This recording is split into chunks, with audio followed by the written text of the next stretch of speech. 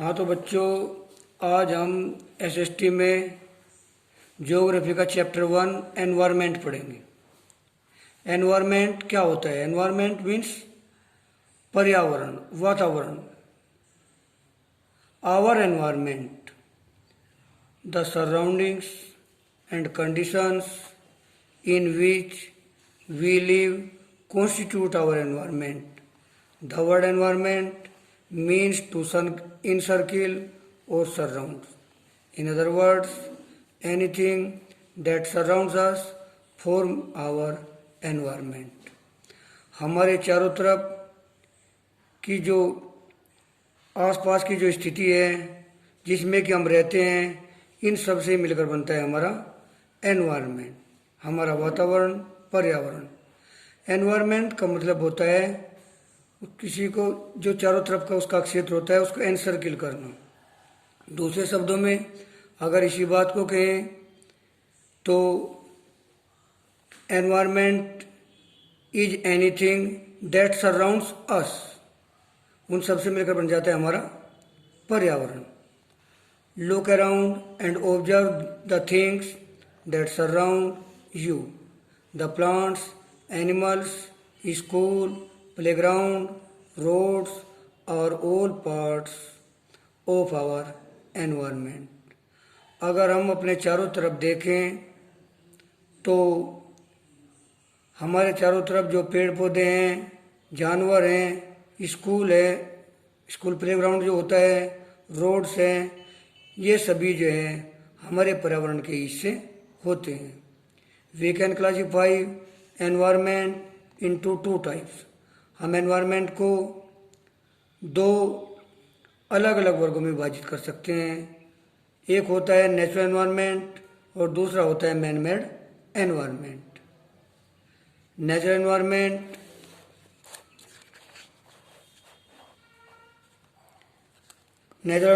Consist of those things that are created by nature, like water, air, land, forest etcetera.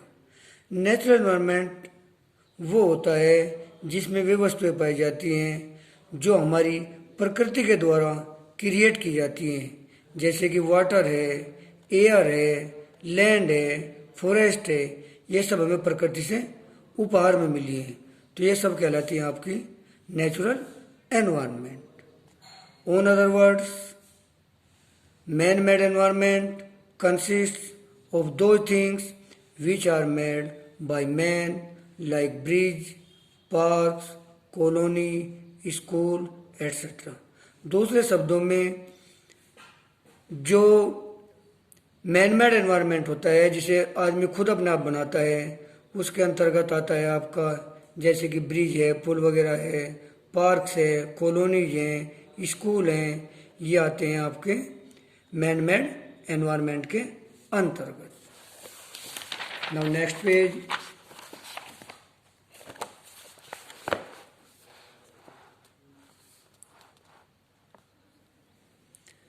Our environment is our surrounding and it is because of this that we are able to survive on earth. हमारा जो पर्यावरण होता है वो होता है हमारे चारों तरफ की स्थिति। और ऐसा इसलिए क्यों है? क्योंकि इस सब की वजह से ही हम इस पृथ्वी पर अपने आप को सर्वाइव कर रहे हैं। As discussed above, our environment could be natural और मैन मेड। जैसे कि ऊपर भी डिस्कस किया है, मैंने आपको बताया भी है कि हमारा जो एनवायरनमेंट होता है वो दो प्रकार का हो सकता है, एक तो नेचुरल और दूसरा होता है man made. In both the cases, the environment has two components, biotic and abiotic. दोनों ही केसेज में जो हमारे एनवायरनमेंट होते हैं इसके दो कंपोनेंट्स होते हैं, दो इसके घटक होते हैं। एक होता है बायोटिक और एक होता है एबायोटिक। बायोटिक मीन्स जैविक और एबायोटिक मीन्स अजैविक। Biotic components include all living things like plants, animals, humans, etc. हमारा जो बायोटिक कंपोनेंट्स हैं इसके अंतर्गत आती है हमारी जो जीवित वस्तुएं होती हैं, जैसे कि हमारे पेड़ पौधे हैं, भाई प्लांट्स हैं, हमारे एनिमल्स हैं, ह्यूमंस हैं, मानव प्राणी वगैरह जो होते हैं।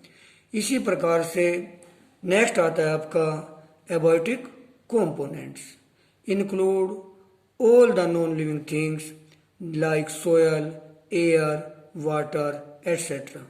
एबायोटिक कंपोनेंट के अंतर्गत जो अजैविक घटक होते हैं, इसके अंतर्गत आपके इंक्लूड आते हैं वे सभी नॉन लिविंग थिंग्स, जैसे कि आपकी सोयल है, मिट्टी है, हवा है या पानी है और बहुत सारी चीज़ें। Both the biotic as well as abiotic components are interdependent on each other. जो बायोटिक और एबायोटिक कंपोनेंट्स होते हैं, ये दोनों ही कंपोनेंट एक दूसरे के ऊपर निर्भर होते हैं। For example soil and air, soil, air and water are abiotic component which help to support plants. On the other hand, a plant is a biotic component which help in balancing the gases of atmosphere. उदाहरण के लिए अगर हम देखें, जैसे आपकी मिट्टी है, हवा है या पानी है, ये होते हैं आपके एबायोटिक कंपोनेंट विच हेल्प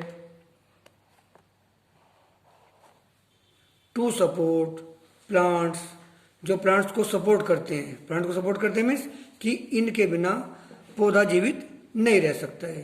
पौधे के लिए हवा की भी आवश्यकता होती है, मिट्टी की आवश्यकता होती है, पानी की आवश्यकता होती है। अगर दूसरे शब्दों में इस बात को कहें, उस जो प्लांट होता है वो हो गया बायोटिक कंपोनेंट। क्यों? क्योंकि वो हमारी प्रकृति के अंदर जो गैसेज होती हैं उनको बैलेंस करने में हमारी हेल्प करती हैं। तो इस प्रकार से हम देखते हैं कि जो एबायोटिक कंपोनेंट हैं और जो बायोटिक कंपोनेंट्स हैं, दोनों ही एक दूसरे के ऊपर डिपेंड करते हैं। नेक्स्ट आता है our natural environment. We have earlier read about lithosphere, hydrosphere and atmosphere.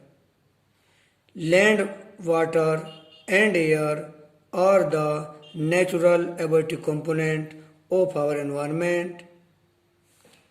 जैसे कि हम पहले भी पढ़ चुके हैं, जो लिथोस्फीयर होता है, जो सतह मंडल होता है, इसको हम कहते हैं, ये हमारी ज़मीन जो होती है। हाइड्रोस्फीयर है जिसमें वाटर बॉडीज आती हैं सभी आपकी, और एटमॉस्फेयर है जिसमें आपका ऊपर का वायुमंडल आता है। इसमें ये जो लैंड, वाटर और एयर, ये सभी जो है नेचुरल एबायोटिक कंपोनेंट होते हैं, क्योंकि इनके अंदर कोई जान नहीं होती है। आवर एनवायरनमेंट के हमारे जो है, हमारे पर्यावरण के जो है एबायोटिक घटक होते हैं। इस बात को हम, इन पॉइंट्स को, जो मेन पॉइंट है, अब दोबारा इनकी पुनरावृत्ति कर सकते हैं, दोबारा इनको हम आगे पढ़ सकते हैं। तो फर्स्ट इसमें आता है लिथोस्फीयर, लैंड यानी कि हमारा सतह मंडल, जिसको हिंदी में बोलते हैं। इंग्लिश में अच्छी तरह से लर्न करेंगे तो अच्छा रहेगा। The solid crust of the earth is known as the lithosphere. हमारी पृथ्वी की जो एक ठोस पपड़ी होती है वो जो है लिथोस्फीयर के नाम से जानी जाती है। The word lithosphere has been derived from the Greek word lithos which means stone. जो लिथोस्फीयर वर्ड है ये लिया गया है एक ग्रीक वर्ड लिथोस से। लिथोस का मतलब होता है स्टोन यानी पत्थर। The earth is made up of rocks and minerals. हमारी जो पृथ्वी है वो चट्टानों से और खनिजों से मिलकर बनी हुई है। It is covered by a layer of rich soil. Lithosphere is a part of earth where we can stand, build houses and grow plants. ये जो पृथ्वी है ये ढकी हुई होती है एक लेयर के द्वारा जो रिच सॉइल से बनी हुई होती है। लिथोस्फीयर जो है हमारी पृथ्वी का एक हिस्सा होता है जहाँ पर कि हम खड़े हो सकते हैं, रह सकते हैं, घर बना सकते हैं, पौधे उगा सकते हैं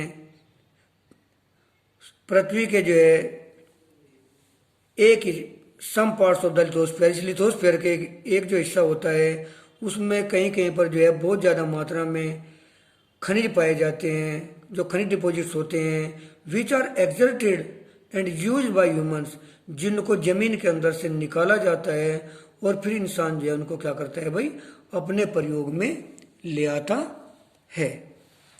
lithosphere is not the same through out the earth, जो लिथोस्फीयर होता है ये हमारी पृथ्वी पर सब जगह समान नहीं होता है। यानी कि अगर ये बात कहें कि हमारी पृथ्वी पर सब जगह एक जैसी स्थिति नहीं होती है, सब जगह मिनरल नहीं पाए जाते हैं। इट इज़ वेरी इरेगुलर, ये एक अनियमित स्थिति होती है, यानी कि कहीं कुछ और स्थिति है कहीं कुछ और है। At some places it is elevated whereas at some places it is flat, hence earth has various landforms like mountains, plateaus and plains। हमारी जो पृथ्वी है कुछ स्थानों पर ये एलिवेटेड होती है भाई, एलिवेटेड मीन्स उभरी हुई, उथली हुई होती है कुछ जगह, जबकि कुछ जगह क्या होती है भाई, ये फ्लैट होती है, बिल्कुल एक जैसे कि प्लेन कहने एक तरफ से। इस प्रकार से हमारी जो अर्थ है, जो हमारी पृथ्वी है जो वेरियस लैंड फॉर्म्स, इसकी अलग अलग लैंड फॉर्म्स होती है। कैसी, कहीं कहीं पर ये जो है बहुत ऊंची होती है तो वहाँ पर माउंटेन बन जाते हैं, जहाँ पर कुछ कम ऊंचाई वाले होते हैं तो वहाँ ऊंचे ऊंचे पठार बन जाते हैं, और जो भाई हमारा प्लेन होता है वहाँ बिल्कुल भाई समतल भूमि हो जाती है। जैसे कि आप कैसी ज़मीन पर रह रहे हो, जहाँ पर हम यहाँ रहे हैं, ये जो ज़मीन है ये बिल्कुल एक प्लेन ज़मीन है, गंगा और यमुना के बीच की सबसे उपजाऊ और प्लेन ज़मीन में आप रह रही है। आज हम यहीं तक पढ़ेंगे, बाकी कल इसके बाद देखेंगे भाई, कल रीडिंग भी कराएंगे और कुछ क्वेश्चन आंसर भी कराएंगे आपको।